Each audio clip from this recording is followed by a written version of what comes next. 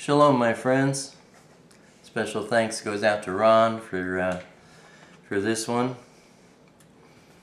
We were talking about Melchizedek, and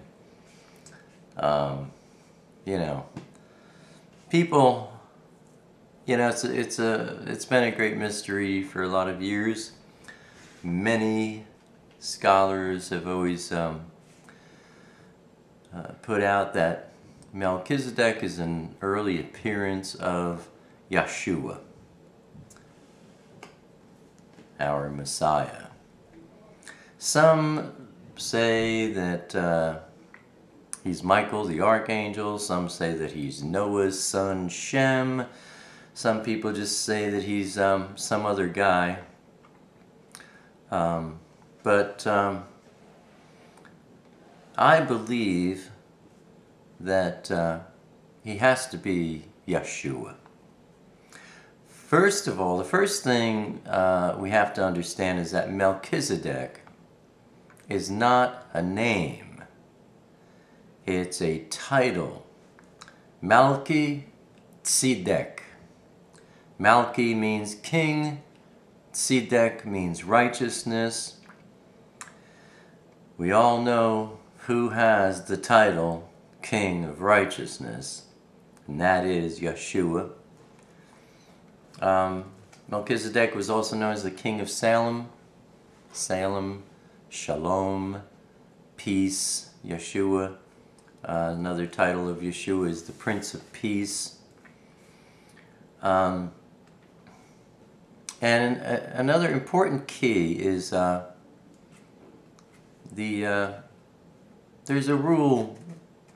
I think they call it the law of first appearance, where if you want to gain some insight about any particular idea in the Scriptures, you look for the first occurrence. Look, for example, you look at the first time the word love appears in the Scriptures, and then look at what it's saying, and you'll get some revelation.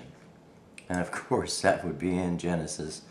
Genesis 14 verse 18, chapter 14 verse 18, we see the first appearance of the Most High El.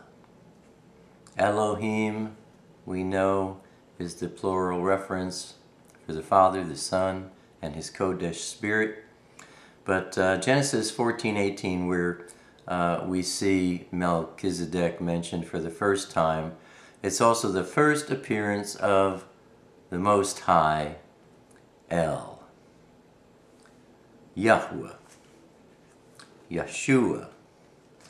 Of course, Melchizedek here, this King of Righteousness, is referred to in Genesis 14 as, the English reads, priest of the Most High. The Hebrew there is Cohen, and for that word we generally think of the word priest. However, in the Hebrew understanding, Cohen is basically the base of a community. Meditate on that idea. One who holds a community together. In the Greek, the word for priest is hierus, and that refers to those who devote their lives in its entirety to Yahweh. And that kind of a person would be the one who would be the strong base of any community. I think, that's a better way of thinking about what a Cohen is, rather than priest, because I don't know about other places in the world, but here in the United States, the idea of a priest is not the base of a community, I'll tell you that. Not for me, anyway. So, the next occurrence of Melchizedek is in Psalm 110, verse 4, where it says that this King of Righteousness. In the English it says, after the order of Melchizedek. Let's just take and read that. Psalm 110 and verse 4. It says, Yahweh has sworn and does not relent. You are a Cohen forever according to the order of Melchizedek. Well, if we start up earlier, verse 1, Yahweh said to my master, Yahshua, Yahweh said to Yahshua, sit at my right hand until I make your enemies a footstool for your feet. Yahweh sends your mighty scepter out of Zion. Rule in the midst of your enemies. Your people volunteer in the day of your might, in the splendors of Kodesh. That would be interpreted as holiness in English. From the womb, from the morning, you have the dew of your youth. Yahweh has sworn and does not relent. You are a Cohen forever, according to the order of Melchizedek.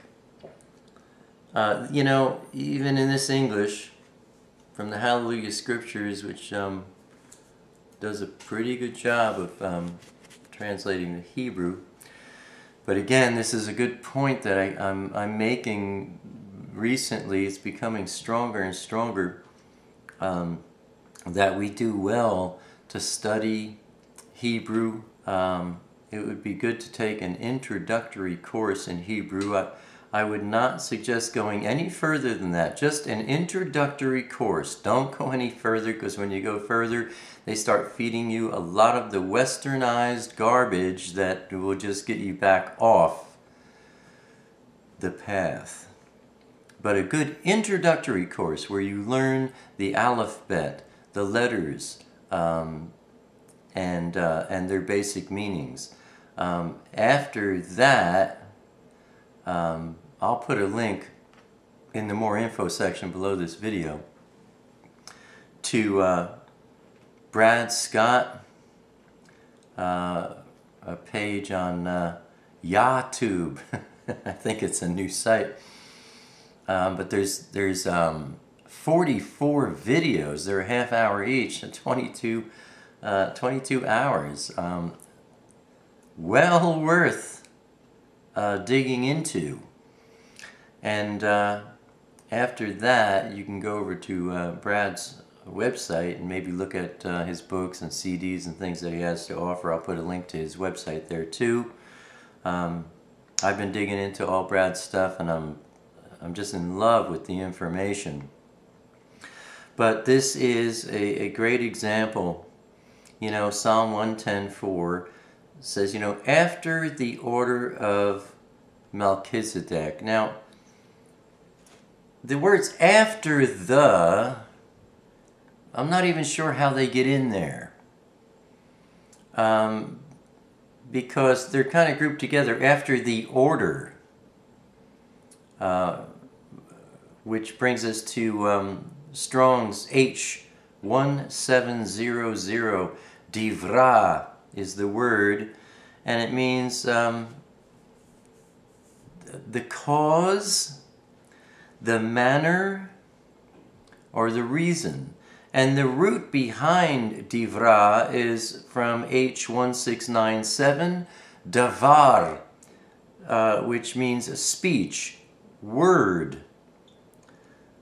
business, occupation. So it's talking about Yahshua having the same business, the same occupation. that the King of Righteousness has. Remember, Melchizedek is not a name. You think of it as a name and you go, oh yeah, that guy, Melchi, you know. No, he's the King of Righteousness.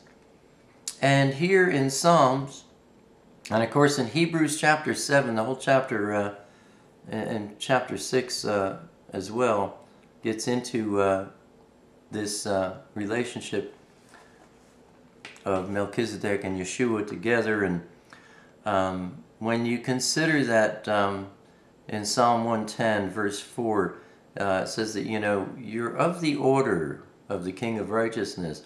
You have the same cause, you have the same manner, you have the same reason, you have the same speech, you have the same word, you have the same business, you have the same occupation. You are the same person, you might go ahead and add. You can look at Hebrews chapter 5 verse 6 is just really quoting Psalm 110 verse 4. Hebrews chapter 6 verse 20. Chapter 7 verses 1, 9 through 11, 15, 17, and 21. You know, there's all stuff there, but, you know, for my understanding, I believe that Melchizedek, the King of Righteousness, was an early appearance of Yahshua. In Hebrews chapter 7 verses 6 and 9, it's pointing out that Abraham was subordinate to Melchizedek. That's an all-important point, saying that Levi pays tithes to Melchizedek through Abraham, in effect saying that Melchizedek proceeds the entire line of Levi, or the Levitical Kohanim, the Levitical priests. That's a very important point. In Hebrews again, chapter 7, verse 3, it points out that Melchizedek, it has no parents, he has no genealogy, no birth, no death. And then it says, but that he's made like the Son of Man. Made like is Strong's G871. Basically, it's a facsimile. You could say another incarnation. I think that's reasonable. Same thing as a facsimile. Now that G871 comes from G575, which is the word apo, relating to the origin of a cause. One interesting note is the New Jewish Publication Society of America version of the Bible, 1985, for Psalm 110 verse 4 reads, "You are a priest forever, a rightful king by my decree." Instead of saying after the order of Melchizedek, it says a rightful king by my decree. Of course, Yahweh is talking. So you can see how there's another English interpretation from the Hebrew that is not saying after the order of Melchizedek. It's saying a rightful king by my decree. This is just another point. Abba Father is really leading me into learning the Hebrew. He's really pointing me down that path, and it's not a difficult thing to do. Before this even came up, I mentioned this before in a previous video, he told me during my prayer time, this is a simple matter. There's nothing complicated about my language. And it was a couple of days later, I just started getting led into it, and I started studying the letters, and I was amazed. I mean, after 2 days, I was able to read words that are written in Hebrew. And I'm growing in that. There's one last thing, is in the Dead Sea Scrolls.